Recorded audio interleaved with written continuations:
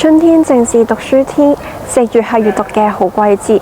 2025春季書香文化節如約到來，為我哋帶嚟閱讀嘅盛宴。想知道今次書展有咩內容？咁就跟住我哋一齊試試啦。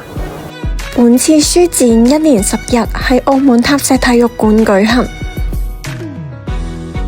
超過40家嘅參展商，萬餘種嚟自兩岸四地嘅中英葡出版物匯聚於春季書展。今次澳門人出版社仲有多本兒童新書登陸展場。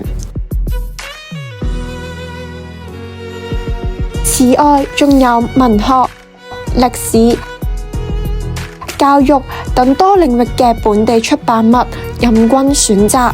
現場產品豐富多元，兒童玩具、文創精品以及澳門工聯職工書屋嘅幫扶產品應有盡有。即場購買仲可以享有全場5折起嘅超值優惠。書展期間更有20多場活動，充實書友體驗。